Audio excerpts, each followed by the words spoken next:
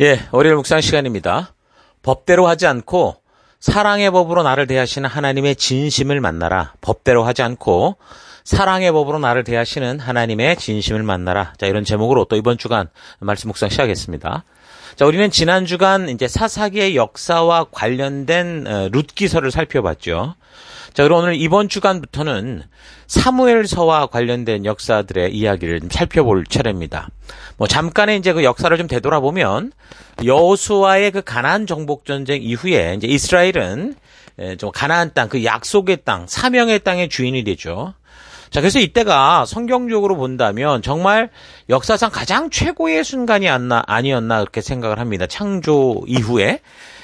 왜냐면 하나님의 나라, 그러니까 하나님의 법도와 규례가 이끌어가는 하나님이 이끄시는 그 법치 국가가 이제 세워졌고, 그래서 이제 그 땅에 보냄을 받은 이 백성들이 하나님 나라 백성답게 그 땅에서 열방의 제사장 나라로 거룩한 백성답게 살아가며 하늘의 뜻이 이 땅에서 이루어지는 그 하나님 나라를 이루어가면 되는 그런 시기였습니다. 그래서 온 열방에 이 하나님을 알게 하는, 이 창조주를 알게 하는 그 제사장 나라라는 정체성을 가지고 그렇게 보냄을 받은 이 가나안 땅에서, 그 사명의 땅에서 어떻게 보면 아시아와 유럽과 그리고 아프리카를 잇는 어떤 중간 지점 아닙니까? 그곳에서 하나님 나라를 이루어내는 거룩한 백성답게 살아가라, 빛된 모습으로 살아가는 사명을 가지고 그 땅에서의 그 삶이 시작된 거죠. 자, 근데 이거를 요즘에 우리 시대와 좀 잘 비교해보면요, 굉장히 흡사한 걸 볼 수 있습니다. 그러니까 이런 모습은 오늘날 우리들, 그러니까 우리 교회와 성도가 지금 각자 살아가는 삶의 현장, 가정, 학교, 직장, 사업터, 모든 관계 속에도 사실은 이런 사명을 가지고 우리가 지금 보냄을 받은 거거든요. 그러니까 예수 그리스도로 말미암아 값없이 우리가 구원을 받았단 말입니다. 이집트에서 이렇게 구원 받듯이. 그래서 하나님 말씀 앞으로 우리가 부름을 받았고, 그 말씀 앞에 선 자로서 이제 각자의 삶의 현장, 가나안 사명의 땅으로 보냄을 받아서 사는 우리의 모습이 사실 그 모습과 거의 흡사한 거죠. 또한 시대적으로 볼 때도 그래요. 오늘날 세계 곳곳의 국가들은 오랜 고통의 역사를 거쳐서 결국 어떤 국가가 됐냐면 법치주의 국가가 되었습니다. 그래서 법치의 중요성을 알고 헌법이라는 것을 각 나라마다 만들고 그 법 아래 그 법이 주도하는 그런 삶을 살고 있죠. 그러니까 법치주의 국가 속에서 살고 있다라는 겁니다. 그래서 어쩌면 지금 이 시대는 하나님의 그 놀라운 인내와 사랑으로 일구어낸 그 사사시대 법치국가, 하나님의 나라의 그런 시작이 되는 그런 때와도 너무 흡사하고 유사한 시대다라는 거를 우리가 볼 수 있다는 거죠.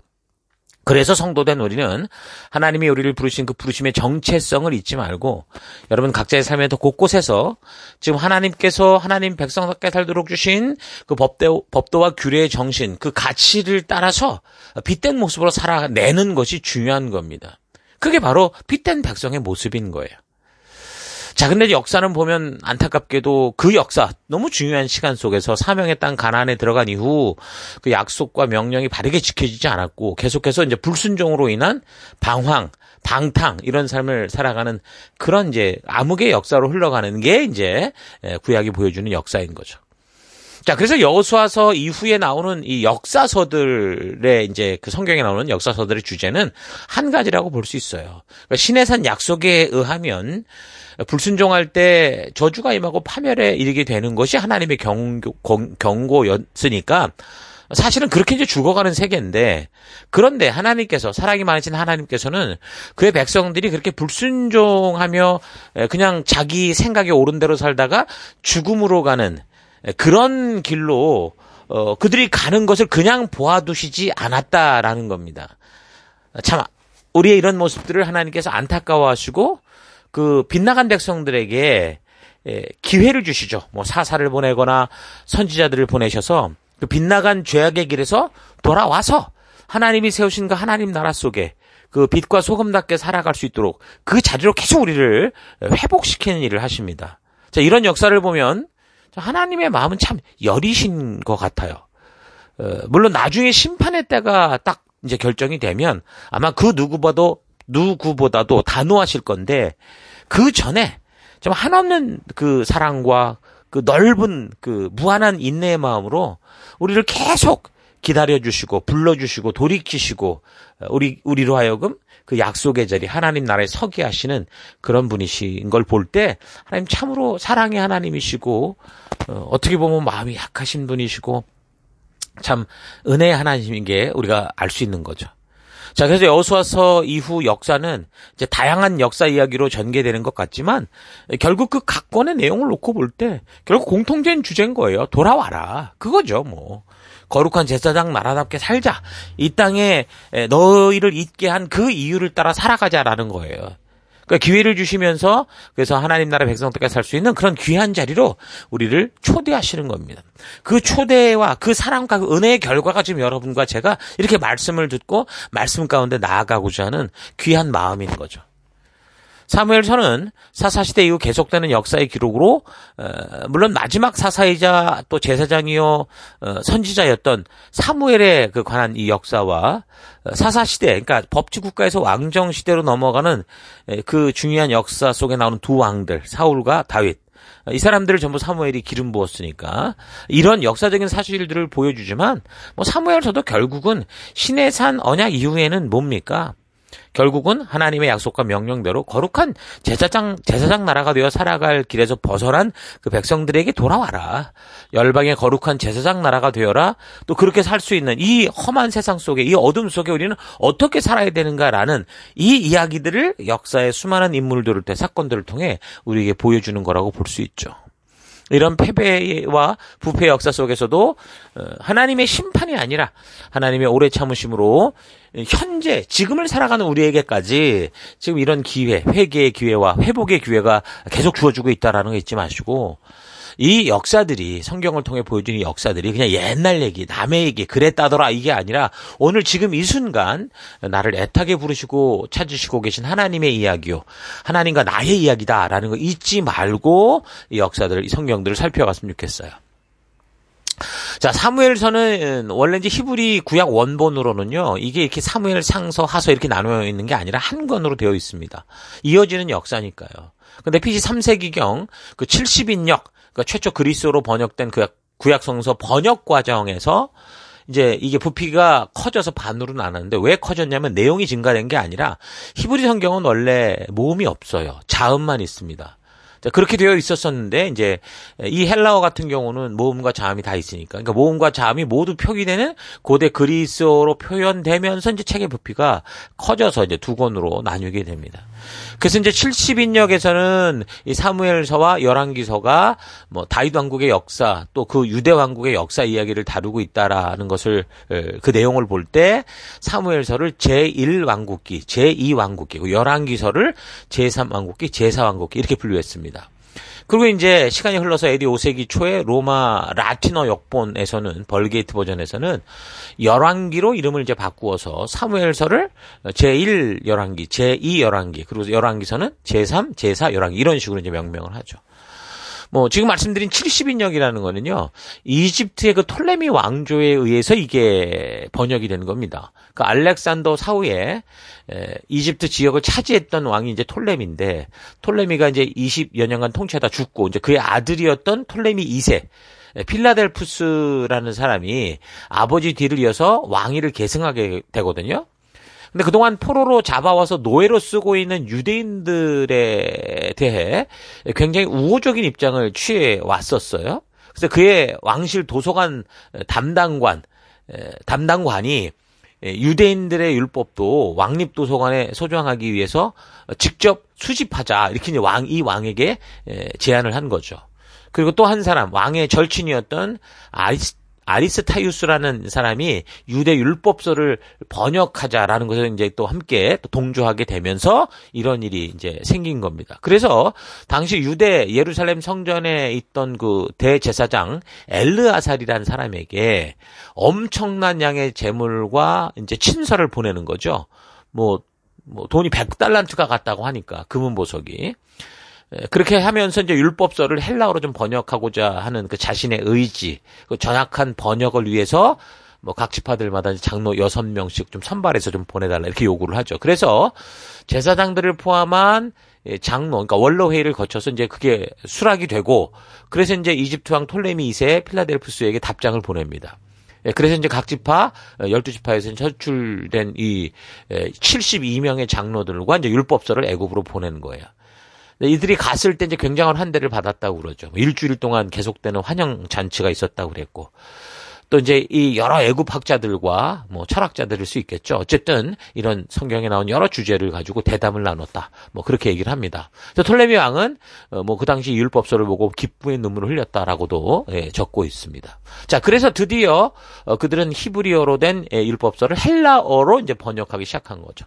그 당시 이제 헬라어가 알렉산더 이후에 뭐 세계를 다 점령했으니까 동서고금을 막론하고 다 사실 최초로 점령했던 진정한 대왕 아닙니까? 자, 그래서 이제 세계 공용어가 됐기 때문에 가나안 팔레스틴 지역에서 계속적으로 그 당시 강대국들의 점령을 당해 살던 유대인들도 웬만하면 지식층들은 헬라어에 익숙해져 있었습니다. 그러니까 오늘날로 말하면 영어에 영향력을 미쳤다라고 볼 수 있는 거죠. 그래서 이제 유대 장로들의 이제 번역 작업이 시작됐는데 그게 72일 만에 끝났다. 이제 그렇게 전해지고 있죠. 자, 그래서 이제 이런 헬라어 번역본, LXX 버전이 나온 거고. 그 다음 라틴어 번역본이 이제 불가타 역본 같은 경우는요, 제롬이라는 사람이 번역을 했다고 하는데, 처음에는 이미 번역돼 있었던 고대 라틴역을 그리스어에 근거해서 개정을 하려고 했는데, 여러 가지로 내용이 잘 맞질 않고, 또 역본의 이 번역본의 신빙성이 떨어져서 무의미하다라는 걸 알고 그냥 이제 이 사람이 히브리 원문 성서에서 직접 번역을 하게 되는 거죠. 그래서 AD 390년에 시작해서 405년에 걸쳐서 끝냈는데 근데 이제 이미 서방 교회 안에서는 뭐 그리스어 이 70인역이 아주 뭐 권위 있게 자리 잡고 있었기 때문에 제롬이 번역한 라틴어 역은 처음에는 교회 안에서 정착하기가 어려웠다는 거죠. 더욱이 이제 제롬의 라틴어 번역이 70인역의 내용과도 좀 달랐고 고대 라틴어 번역과도 다른 곳이 많았기 때문에 직접 번역을 하다 보니 전통적으로 읽어오던 본문과 다르다. 이게 원문과 어떠냐가 아니라 전통적으로 읽어온 것과 다르다. 그래서 오히려 라틴어의 이 권위가 도전을 받았다고 합니다. 근데 어거스틴 같은 지도자는 그래서 제롬의 라틴어 성서가 이 그리스 교회 또 라틴 교회 이렇게 막 교회를 나누어지게 할 수도 있다. 이 성경이.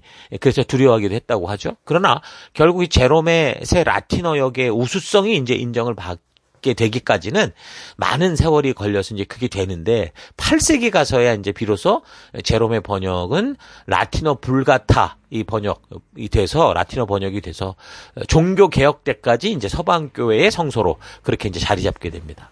자, 어쨌든 이렇게 불가타 라틴역에서도 70인역의 구성을 따라 아까 말한 것처럼 사무엘서와 열왕기서를 제1, 2, 3, 4 열왕기사 이렇게 이제 구분을 했다고 했죠.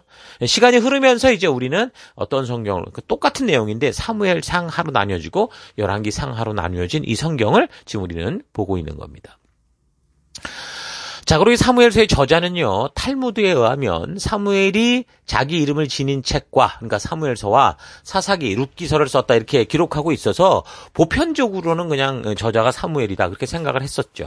자, 그런데 사무엘서에는 탈무드가 이 본서의 저자라고 주장하는 사무엘의 죽음에 대해서까지 기록이 돼 있기 때문에 어떻게 죽은 사람이 이런 얘기를 적냐, 이제 이런 거죠. 그래서 이제 대부분의 보수 학자들은 사무엘상 1장에서 24장까지, 그러니까 사무엘이 살아서 분명히 알 수 있는 그 기록까지는 사무엘 자신이 기록했지만 사무엘상 25장부터 사무엘하 전체는 다른 사람의 후대에 기록되고 완성됐다 이렇게 봅니다. 자, 그리고 기록 시기는 이스라엘 분열 왕국 초기 시기라고 보는데요. 그러니까 이미 여기 왕정 시대를 거쳐서 통일왕국 시대를 거쳐서 그 다음에 이제 분열왕국 초기 시대. 자, 그렇게 볼 때 이제 기록 목적은 뭐 이스라엘 통일왕국의 성립 역사 그리고 통일왕국 성립의 3파 역할을 했던 사무엘에 관한 그런 역사를 알리기 위해 적었다라고 할 수 있습니다. 사무엘에 의해서 이스라엘의 지금 초대 왕, 처음 두 왕들 사울과 다윗이 기름 부음을 받았기 때문에 그와 관련된 역사를 알게 하는 것이다라고 할 수 있겠죠. 자, 그러나 우리는 지금 우리가 성경을 살피는 게 연대기적 흐름, 그러니까 성경 역사적 흐름을 따라 그대로 지금 성경을 파악해 오고 있어요. 이제 그런 차원에서 볼 때 다시 말해서 하나님께서 지금 뭔가 이 역사를 주도하며 이 역사 속에 많은 사건들 중에 이런 사건들 좀 우리에게 보여주셨다. 그럼 하나님이 뭘 말씀하시고자 우리에게 보여주셨을까라는 그런 차원에서 우리가 이 사무엘서를 생각해 보면 지금 시대 상황이 어떤 겁니까? 하나님이 뜻대로 사는 건 절대 불가능하다. 그러면서 이미 하나님 주신 그 언약과 약속들은 전부 종교화돼 버렸고 그렇게 살아가는 분위기 속에서 지금 결국은 사사시대의 핵심은 자기 생각에 옳은 대로 살아가는 그런 상황이었는데 이제 이 사무엘서를 통해, 그러니까 사무엘서에 등장하는 이런 인물들을 소개해 주면서 결국 하나님의 약속과 명령을 아는 이 사명자들이 어떻게 그럼 구체적으로 이런 세상 속에서 순종의 삶을 살아갈 수 있느냐, 하나님은 어떻게 당신의 뜻을 이루어 가느냐라는 걸 보여주기 위한 거라고 볼 수 있습니다. 다시 말해서 각자 자기 생각에 옳은 대로 살아가는 이런 시대 분위기 속에서 어떻게 사는 게 믿음으로 사는 거냐, 어떻게 우리가 하나님과의 그 약속을 잊지 않고 사는 거냐라는 것을 보여주는 그런 의도라는 거죠. 사실 이 주제는 성경의 모든 역사를 통해 말씀하고 있는 동일한 주제이긴 해요.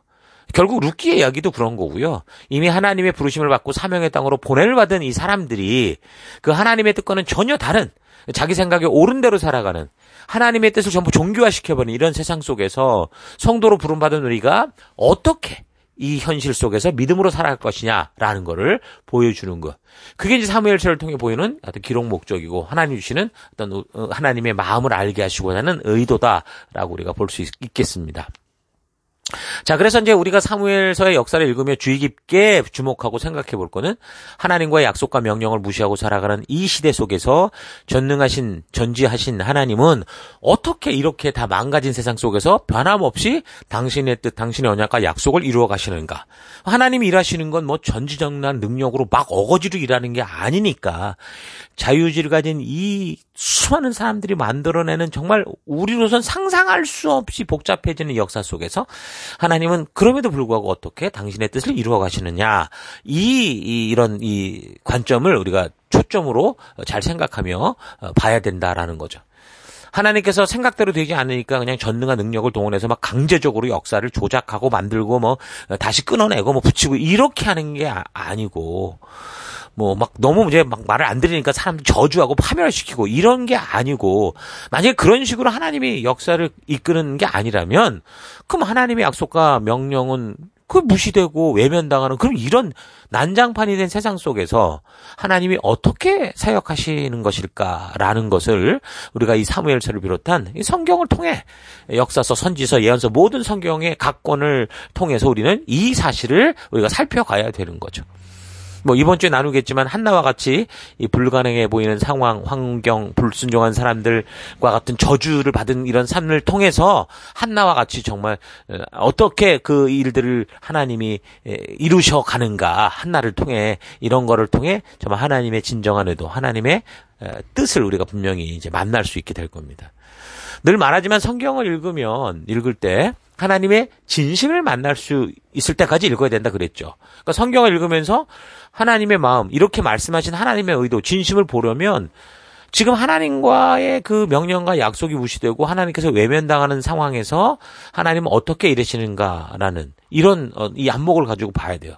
일단 무엇보다 중요한 건 우리 신해산 언약을 기점으로 알고 있으니까, 그럼 이제 이게 다 무너진 세상 속에서 하나님이 어떻게 일하시지? 이런 안목을 가지고 봐야 된다는 거예요. 그래서 전지전능한 하나님께서 당신의 명령과 약속이 무시당하는 이 역사 속에서 어떻게 일하고 계시는가, 이런 이 궁금증을 잊지 않고 성경을 읽고 묵상하고 말씀을 계속 듣고 나아간다면 반드시 여러분들이 이 복잡해 보이는 역사 속에서도 하나님이 이끄시는 분명한 변치 않는 길이 보일 것이고, 그를 통해 하나님의 마음을 이해할 것이고, 그래서 하나님의 진심을 만나는 놀라운 은혜 가운데 여러분이 나아가게 될 겁니다. 이런 사실 잊지 마시고 그런 마음으로 계속 묵상해 나가는 우리가 됐으면 좋겠어요.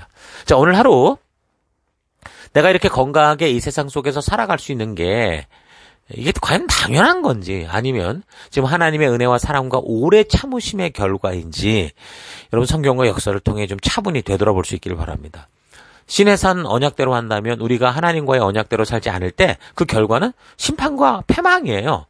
근데 역사를 보면 하나님께서 모든 약속을 지켜주셨기에 허락된 그 가나안 사명의 땅에서 지금 모두 각기 제 생각에, 제 소견에 옳은 대로 살아가는 무법시대가 되죠. 그래서 그 결과 하나님께서 언약을 통해 경고해 주신 대로 저들의 삶의 현실은 그 삶은 그 현실의 삶에서 느끼지 못할 만큼의 속도로 실제로 저주스러운 그 이제 추락하는 삶으로 가기 시작했고, 그리고 결국은 이제 조금 후에 이제 우리가 역사를 통해 보지만 심판으로 말미암아 파멸에 이르는 그런 길로 걸어가는 것을 보게 될 겁니다. 자, 그래서 하나님께서 이 사명과 약속의 백성들이 그 그릇된 길을 고집하며 파멸에 이르지 않게 하려고, 하나님의 음성을 듣고 따르고자 하는 그 한 사람을 통해서 바른 길, 약속의 길로 되돌이키려고 하시는 역사가 바로 성경의 역사들이다라는 걸 우리가 볼 수 있습니다. 우리가 이렇게 하나님의 법도와 규례를 무시하고 하나님의 명령과 약속을 통한 사명을 잊고 살아감에도 우리가 정말 이렇게 하루하루 아무렇지도 않게 살아갈 수 있는 것은 우리가 죄를 질 때 속히 법대로 우리를 심판하지 않는 하나님의 사랑 때문인데, 그러나 우리가 이런 삶을 고집하면서 하나님께서 부르신 그 약속의 길로 나아가 인도하심을 따라 가지 않는다면 결국 이런 삶의 끝은 어때요? 영원한 파멸이고 지옥이다라는 건 절대 잊어서는 안 됩니다. 지금의 삶이 하나님의 법도와 규례의 뜻을 따라 살지 않아도 편하고 또 먹고 살만하고 어떨 때는 더 잘 되는 것처럼 보일지 모르지만, 이런 삶은 바로 빙산에 부딪혀 곧 침몰하게 될 타이타닉호를 타고 있는 것 같다라는 걸 잊지 마십시오. 이미 침몰하기 시작한 이 타이타닉 그 호 안에서 파티 즐기고 좀 더 럭셔리 방 가지고 좋은 이런 방을 만들어내고 만족스러운 음식 개걸스럽게 먹고 그 안에서 함께 즐기는 사람들과 더불어서 행복하다고 느껴도 결국 이 타이타닉호는 어떻게 되는 거예요? 침몰하고 마는 거예요. 이런 사실 잊지 마시고, 우리가 지금 보냄을 받은 각자의 사명의 터가 결국 침몰해가는 타이타닉호의 현장이다라는 이 경각심을 가지고 이 침몰해가는 땅에 미련을 두고 결국 썩어 없어질 재산을 만들고자 그렇게 헛된 삶, 쳇바퀴 도는 삶을 사는 게 아니라 영원한 천국의 소망을 두고 함께하는 이들을 그런 생명의 길로 인도해서 영원한 왕 되신 우리 창조주 하나님, 그의 아들 예수 그리스도께로 인도하는 그런 귀한 빛된 삶, 증인된 삶, 거룩한 열방의 제사장 된 삶 살아가는 여러분 되기를 주의 이름으로 축원합니다. 오늘 하루도 힘내십시오. 잠시 기도하겠습니다. 하나님께서는 나를 영원한 지옥으로 침몰해가는 이 세상에 보내서 그 욕심대로 지옥행을 고집하며 살아가는 사람들을 생명의 길로 나아가는 그런 길이 되도록 하셨는데, 내가 지금 그 욕심대로 사는 삶에 빠져서 나부터 지옥을 향해 가는 쾌락과 정욕을 또 욕심을 즐기며 살아왔던 삶 회개합니다. 용서해 주옵소서. 이미 사사시대로부터 침몰해가는 연장선에 있는 사무엘서의 역사를 통해 하나님께서 어떻게 이런 세상에서 빛된 존재로 살 것인지를 분명하게 외치고 계시는 그 음성을 바르게 듣고 이 땅에 나를 보내신 그 하나님의 마음을 따라 바르고 온전히 살아가는 내가 되기 원합니다. 하나님의 진실한 그 뜻이 외면당하는 세상 속에서 우리의 창조주가 되시고 구원자가 되신 하나님의 그 사랑을 온전히 보여주고 그리스도의 향기를 내는 그런 참된 빛과 소금된 삶을 살아가는 내가 되길 원합니다. 하나님, 그런 길로 변치 않고 걷는 내가 되길 원합니다. 나를 법대로 대하지 않고 사랑의 법으로 나를 대하시는 하나님의 진정한 사랑을 늘 기억하며 이 길을 믿음으로 걸어가는 우리가 될 수 있도록 주님 축복하여 주옵소서.